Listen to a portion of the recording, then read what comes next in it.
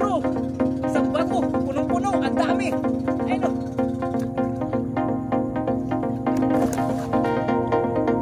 Puno na naman yan mga bro, ang dami na naman yan.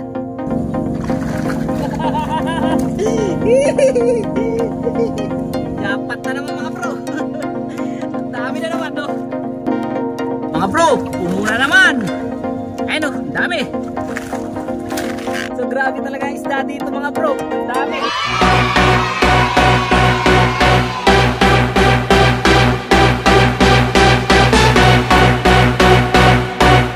Yo, what's up? Magandang hapon sa inyong lahat mga bro. Mapagpalang araw sa ating lahat.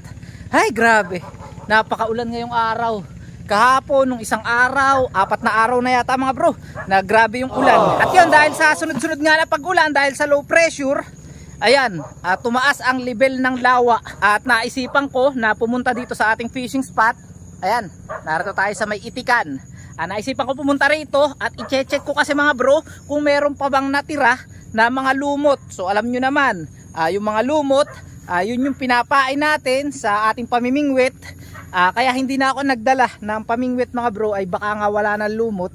Ang dinala ko ay cash net. Kaya for today's video, isa na naman traditional na panghuhuli ng isda dito sa Lawa ng Laguna Lake ang ating gagawin.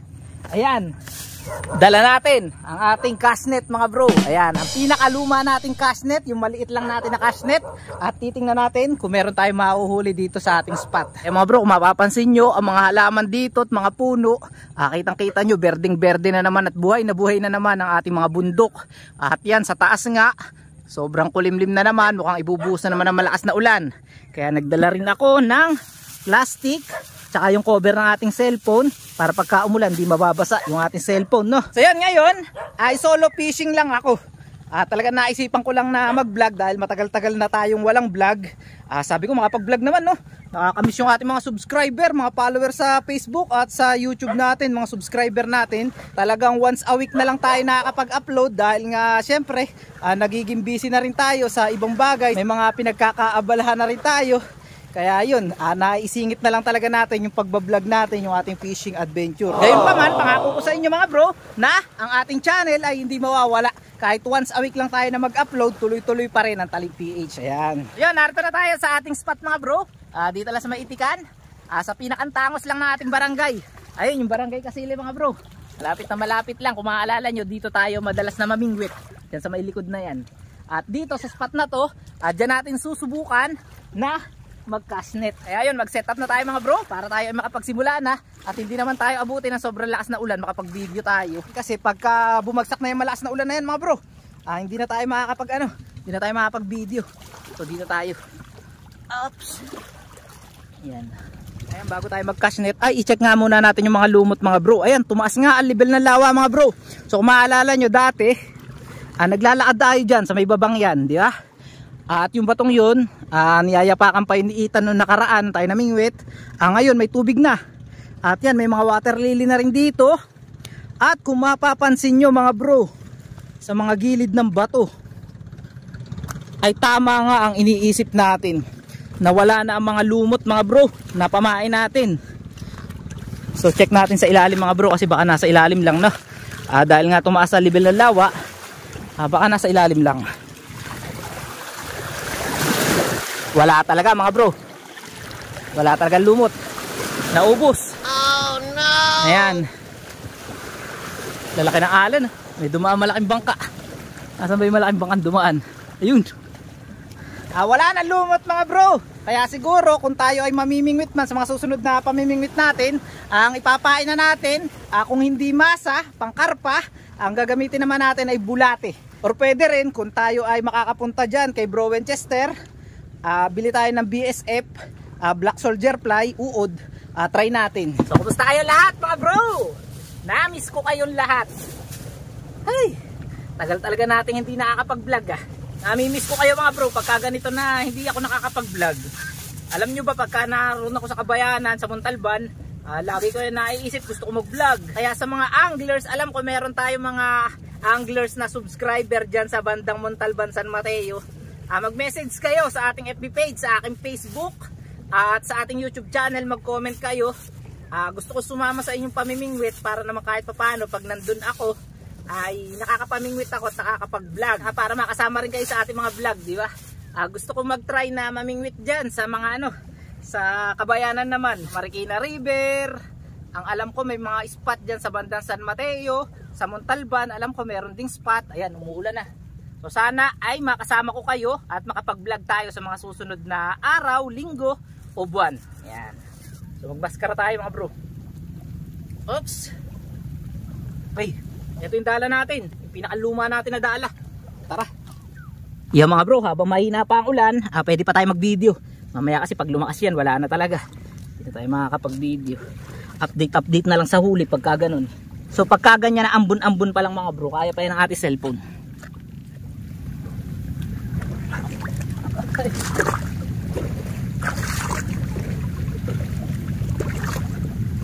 Mga bro, mainit ang tubig.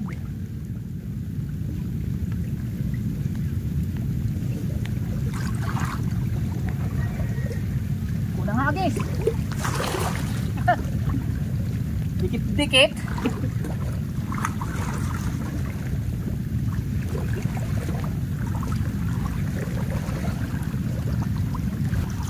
Lakas na ulan. Lumakas na ulan. Ayan, ang unang hagis natin, nagmamadali tayo, hindi natin masyadong nakapaan yung ating dala, pero nakahuli tayo ng isa. Ito, 3 finger na tilapia na original. Ayan mga bro, nakaisa na tayo. So yung ating dala mga bro, hindi maganda yung pagkakahagis natin dahil may mga part na may mga tae ng tae ng kalapate. Ayan, nagkadikit-dikit yung ating lambat, hindi ko nahugasan, naibato ko kaagad. Kaya hindi masyadong bilog yung una nating hagis. So mga bro, i-update ko na lang kayo. Lumalakas ang ulan, so magpatila muna tayo. So huwag kayong aalis sa ating vlog. Okay na rin mga bro, nakaisa na rin. Ayan, pamprito na, 3 finger. Pwede na to, ayan. Right, ayos oh, nice one. First catch sa cash net. Kunin muna natin yung lagay natin. Up, 1-0. Yung cellphone natin ay lagay muna natin sa plastic. So yan, dito pala sa ilalim ng puno ng kakawati mga bro, ay pwede pala na ilagay yung ating cellphone, no? Hindi mababasa. And so try natin dito sa spot na to. Sana may mahuli tayo. Sabi mga bro, ang dami palang ipot ng manok tsaka ng kalapate. Hindi natin nalinis, dikit-dikit yung lambat. Kaya mga bro, tanggal na. Maganda na ang hagis natin ito.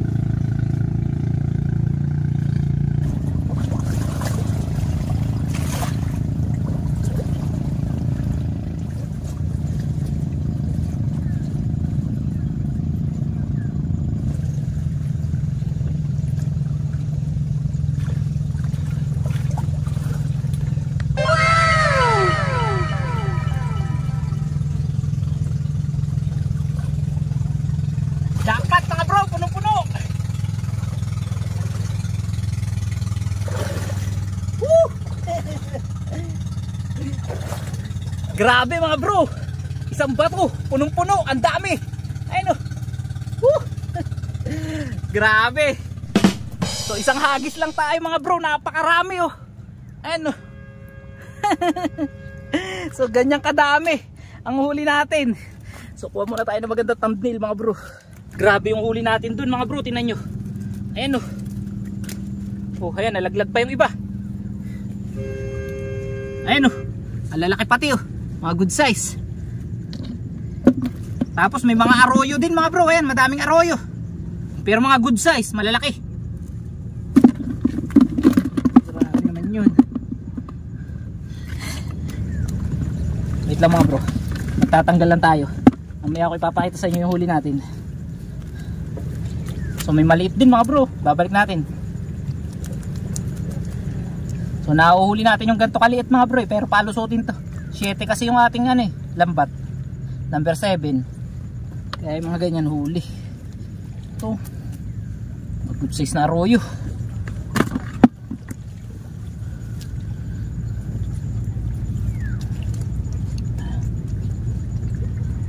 Ito naman yung kakaibang tilapia mga bro, tilapia nenus. Ayan, tapon natin yan.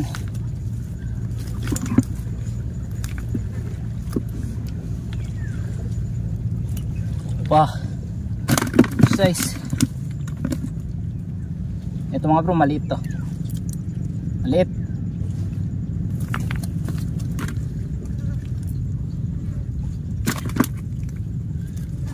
Yung mga maliliit mga bro, ibabalik natin.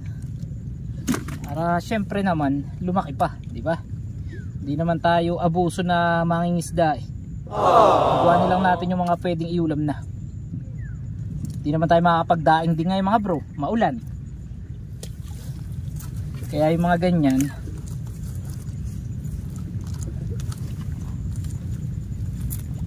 laking tilapia na enos nito mga bro. Grabe ang laki nitong isang ito. Paano ba ito? Saan ka ba dumaan? So yeah mga bro, tingnan nyo yung huli natin sa isang hagis lang oh. So kanina, isa lang yung huli natin na 3 finger. Ngayon, ayan na huli natin. Dami na. Siguro yung huli natin doon, yung mga good size na nakuha natin, nasa 8 piraso. Tapos yung iba nga, yung maliliit, binalik na lang natin mga bro sa lawa. Dahil syempre, hayaan mo na natin lumaki. Yan. So hagis pa tayo. So siguro dun uli mga bro. Kasi sa tingin ko meron pa dyan. So isang pwesto lang naman yung nahagisan natin eh. Hindi mawawalan dyan. Nandyan ang dawi. Maniwala kayo sa akin mga bro.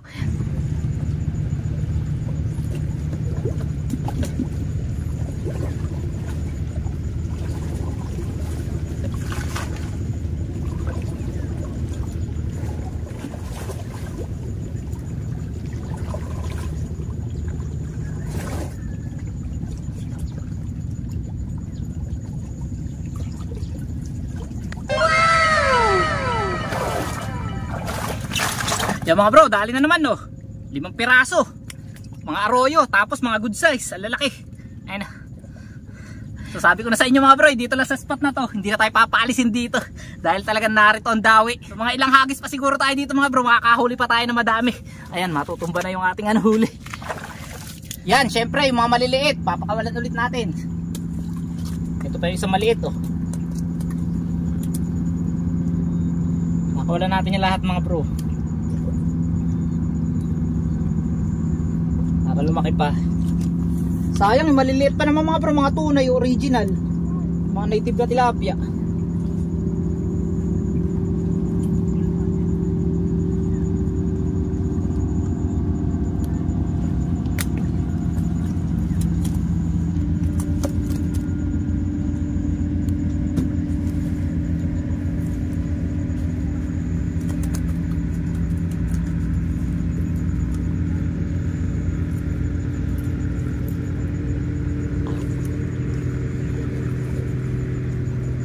Ayan mga bro.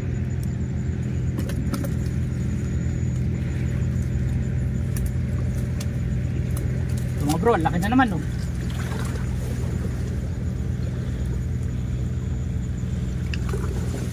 Oh mga bro, laki oh. Arroyo yan.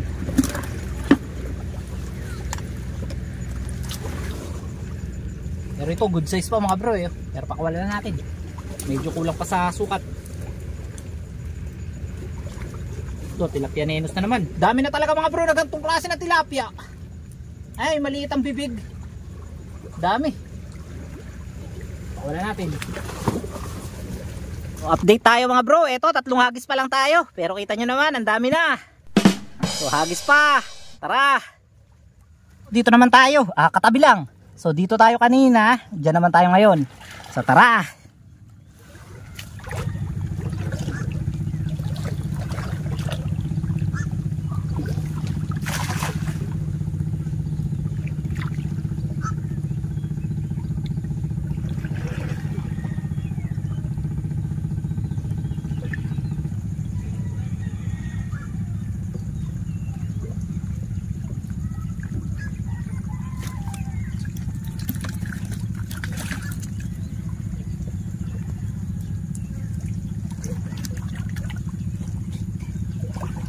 Bro, puno na naman. Ayun oh, dami. Oh, di ba? Grabe. Tingnan nyo naman mga bro kung gaano karami dito pa lang. Bilangin na natin oh, 3, 6, 9. Tapos meron pa dyan sa likod. Ayun, dami, mga 10 piraso siguro mahigit. Napakarami mga bro. Jackpot na naman. May nahuli lang tayong kahoy mga bro. Ito, tanggalin natin.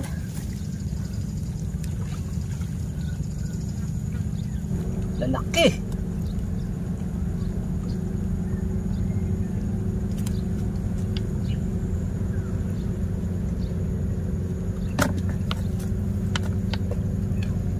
Ilang hagis na ba tayo mga bro? 4 na hagis pa lang yata.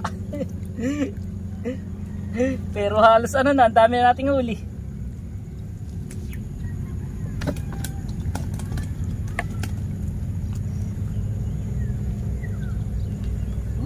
Jackpot.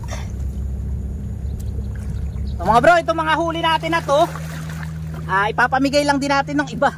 Tapos yung iba, ulam natin. Tapos yung iba, ipapakain natin sa aso natin. Kasi marami tayong aso, may 3 tayong aso. May nagtataka sa inyo, bro, bakit lagi mong binibigay ang mga tilapia na huli mo sa dala?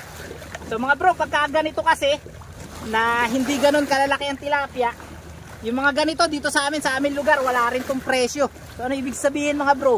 Kasi yung malalaki na nga, yung huli na 5, mga 5 finger, naki 15 pesos lang dito ang 1 kilo, minsan 20 pesos. Paano pa kaya yung ganito? Yung mahigit 3 finger lang na ganyan, di ba? So halos magpo 4 finger na rin, no? So yung mga ganitong tilapia mga bro, ay talagang napakamura lang.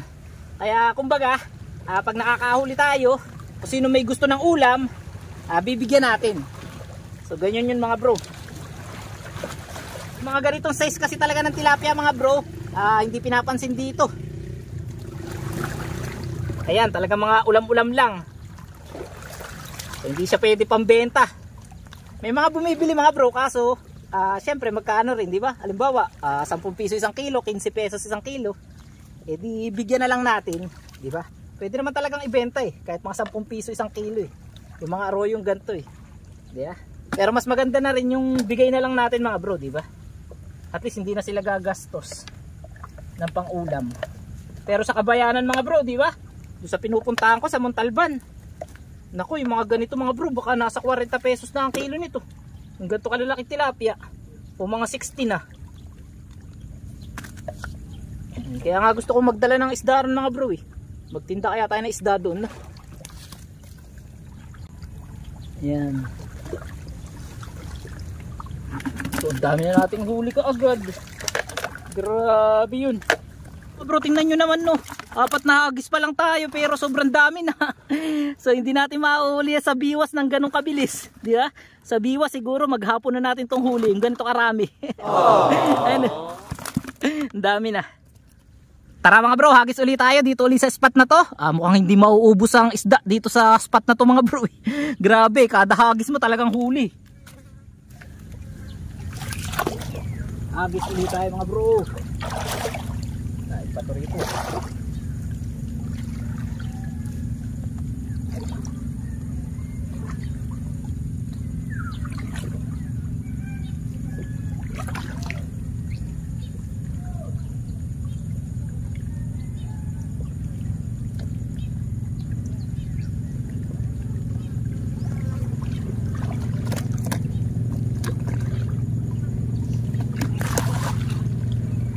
Puno na naman yan mga bro, ang dami na naman yan.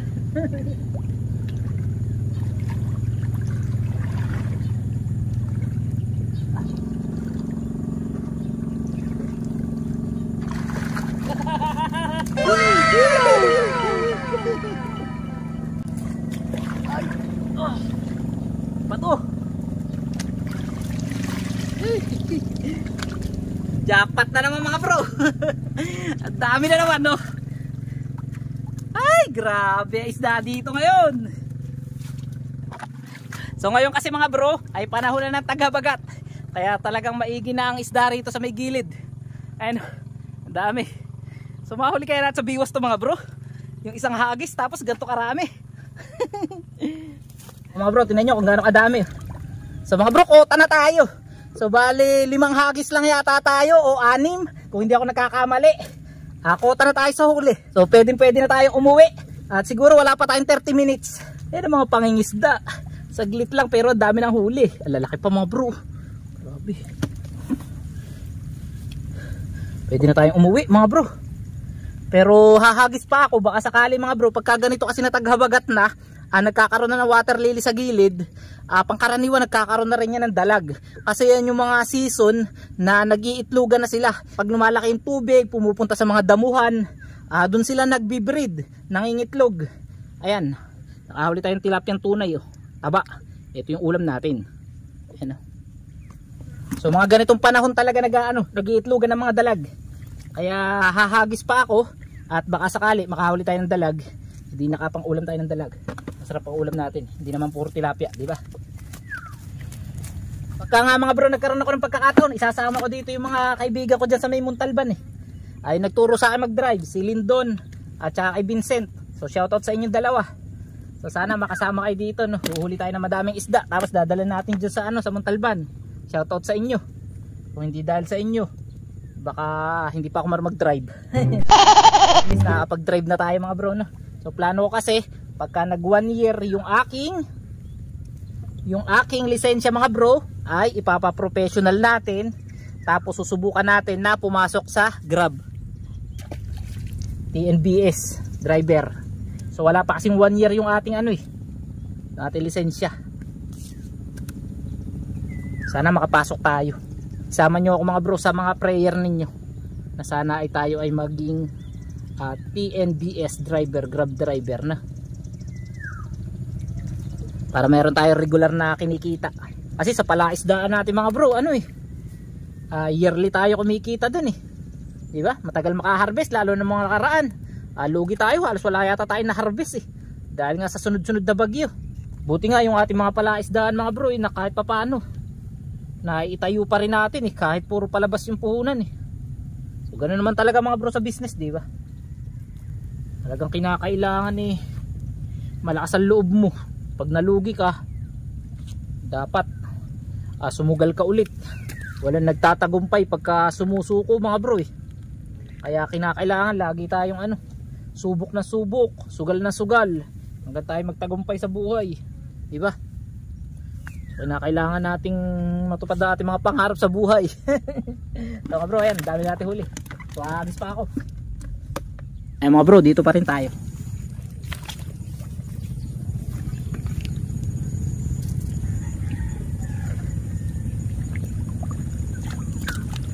Dito lang tayo sa gilid mga bro. Baka sakali narito ang dalag. Magilid lang.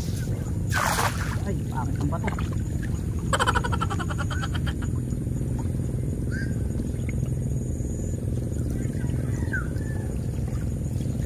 Wala sa gilid mga bro. Ayan, isa maliit. Talagang nasa malaot ang isda. Ayan, isa maliit lang.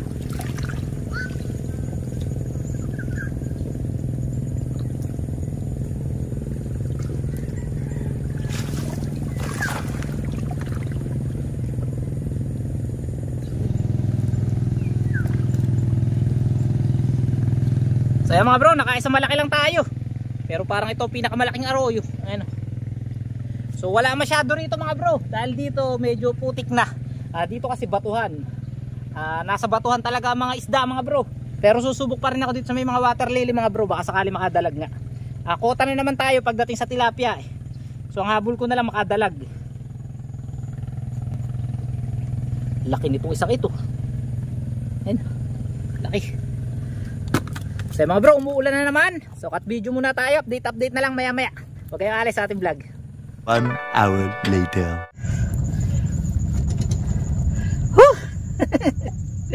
Jackpot mga bro sa sandaling oras natin na pagkakashnet. At bago nga tayo umuwi, naka-jackpot pa ulit tayo mga bro. Hindi na lang natin nakuha na ng video. Pero ayan, ang dami na naman So grabe talaga isda dito mga bro. Ang dami. Yun nga lang, puro talaga siya mga arroyo. Ayan, kung mapapansin nyo, mga arroyo. So bale, kota na tayo. Halos kalahating timbaya tayong huli natin. Sa ilang hagis lang yun. Wala pa siguro 10 na hagis yun, nakas. Ang dami na nating huli. Lalo na siguro mga bro, kung matagal tayo na magdadalan, siguro mas marami pa mauhuli natin. Pero nagtry ako dun mga bro, sa banda ron sa may Balite. Wala masyado, pa isa-isa lang.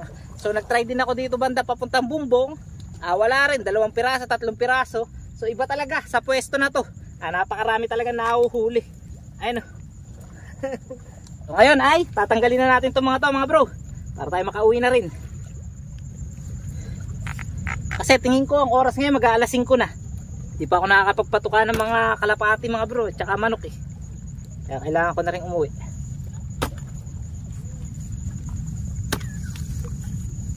Ang dami. Grabe, puro arroyo. Wala lang yatang tumunay. Ito may maliit mga bro. Pakawalan natin itong maliit. Magpalaki ka muna. Ito yung malaki oh. Good size. So eto na ang huli natin mga bro. Siguro mga kalahating timba sa sandaling oras natin na pagdadala. Marami po niya mga bro. Sigurado ako mga bro na marami tayong mabibigyan ng ulam dyan sa ating barangay. Ayan, sa mga kabarangay natin. So yan, maraming salamat. Yun, and that's it for today's video mga bro. Maraming salamat sa inyong lahat sa pagsama sa atin sa pandadala natin ngayong hapon. At siguro dito ko na lang ulit tatapusin ang video na to dahil umuulan na. So mag-ingat tayong lahat kung saan man tayo magpunta. Magdala kayo ng payong mga bro dahil mauuso na naman ang sakit niyan. Ulan, araw, kaya kinakailangan alagaan natin ang ating sarili. So yan, kung hindi ka pa nakasubscribe mga bro sa ating channel, wag mo nang kalimutan na mag-subscribe. I-hit ang notification bell, i-like ang ating video, at kung sinisipag-sipag kayo, pwede mong i-share ang ating mga video. So hanggang dito na lang mga bro. Magkita-kita tayo next vlog. Happy fishing sa inyong lahat at bye-bye! Jackpot!